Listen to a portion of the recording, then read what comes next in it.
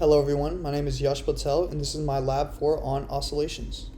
So the procedures and goals for this experiment. So the goal of this experiment is to predict the motion of an oscillating spring using observations from tracker, and we have some conditions that we have to work with. So first, we know that total energy will be conserved because it is a closed system that consists of the earth, mass, and spring. And we also know that we have three main energies: kinetic energy, gravitational potential energy, and spring potential energy. We also have the position data from tracker in terms of x and y coordinates. And on the right, you can see the main principles that we use for this model.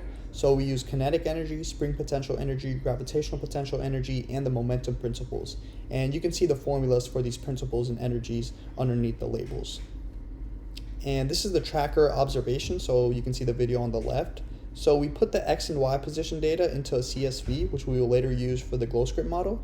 We started from frame 5 because that's where the motion begins. And on the right, you can see a picture of the calibration, how we oriented the axis. So for the glow script model, we need to calculate K and LO. So first, K was calculated by using the period of oscillation, which is basically just the time it takes for the spring to complete a cycle. And this was calculated from the position data and tracker and the object's mass. So the formula to calculate K is K equals 4 pi squared times the mass over the time for an oscillation squared. And K was calculated to be 6.83 Newton meters. And then we have to calculate LO, which used K, which we calculated from the formula above. So the formula to calculate L naught was L naught equals the magnitude of L minus mg over the K, which is the spring constant. And L naught was calculated to be 0.123 meters. And again, we're going to use these values for the glow script model. So here is the glow script model, and these are the initial conditions. So first we have the object's mass, which is given to us as 0.402 kilograms.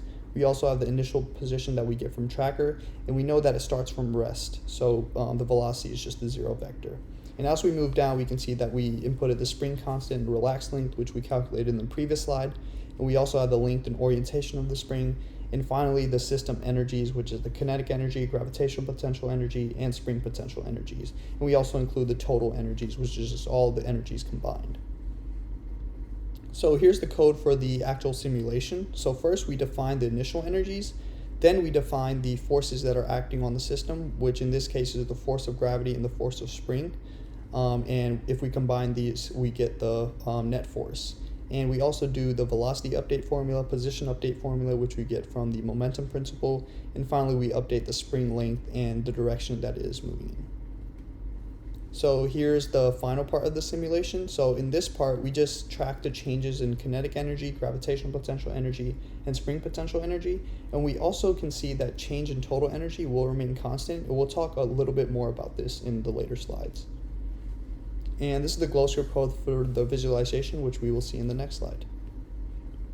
So here are the model results. On the left, you can see the model in action, and you can also see the graphs. You can see that there is a small discrepancy between the model position and the experiment position, and this can be attributed to external factors like air resistance and drag, which was not included in the model. So that's kind of why you can see that discrepancy between the y position and x position for the model and experiment graphs.